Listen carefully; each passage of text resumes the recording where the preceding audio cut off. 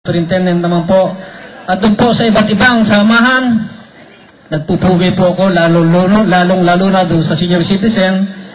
Ano man po ang nangyari doon sa hindi natin pagkakaintindihan o sa anumang pagkakaroon ng hindi magandang pag-uusap, ay ako po ay nanghihingi ng paumanhin kung ano man po ang aking pagkukulang sa inyo, kung ano man po ang nasabi ng ibang pamunuan na medyo nawala sa linya yung ating usapan.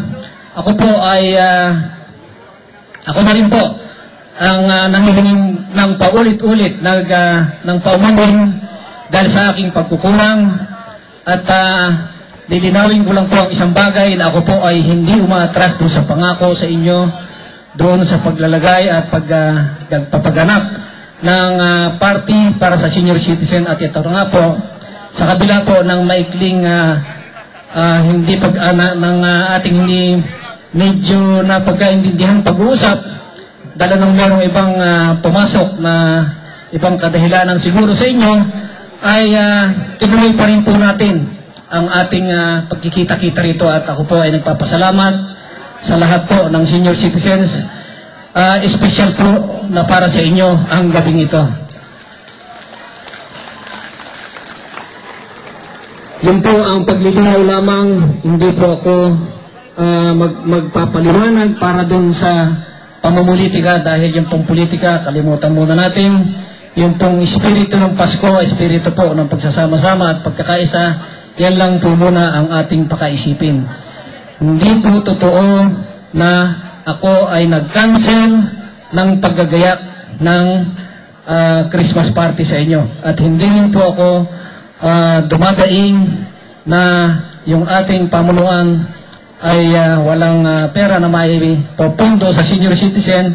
Nagpundo po tayo, hindi nga lang po kalakihan.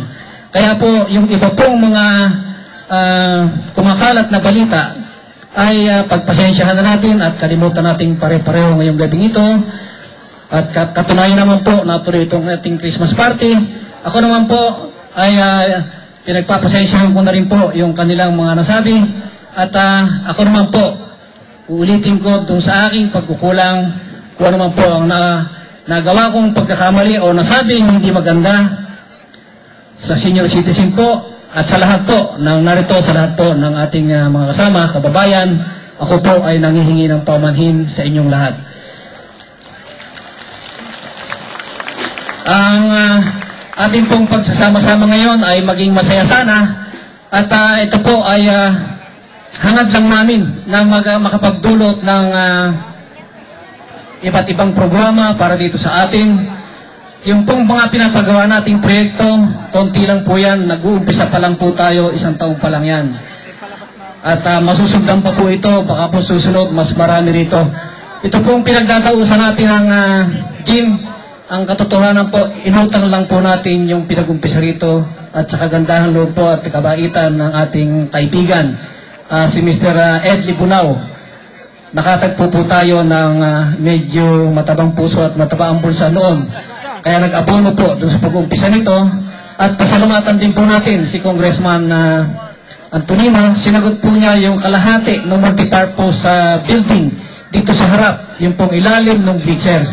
Ngayon po, yung dito naman sa gilid, ay sinagot naman po ng ating kababayan. Nagpatulong po kami doon sa kapatid ni Konsehal Tony Sahagon. Ayaw pong ipabanggit yung kanyang pangalan. Wag na po nating pasalamatan si Cecil dahil wag na rin po nating banggitin yung pangalan niya. Siya po ang katulong natin, yung pong kapatid ni Tony Sahagon, Tiganieves po.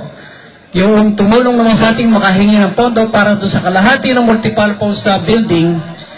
At yan po ay siguradong mayayari itong buwang ito. Kaya pasalamatan po natin. Nakahingi po tayo kay Mr. ex-Congressman Edsel Lagman sa pamamagitan po ng ating mga kaibigan. Talaga pong tayo walang sawang nanghihingi at walang sawang nagpapatulong. At kakapalang ko po ang mukha ko para po doon sa ikaunlad at ikagaganda ng San Leonardo. Ito po ay magiging pag-aari ng ating mga kababayan at ng ating bayan. Mapunta po ako dito sa tinatayuan po natin at ating pinagdadausan na dating palengke, dati po na munisipyo. hindi ko po ginustong yung munisipyo ay malipat doon at hindi ko rin po ginusto na ang palengke ay mawala rito.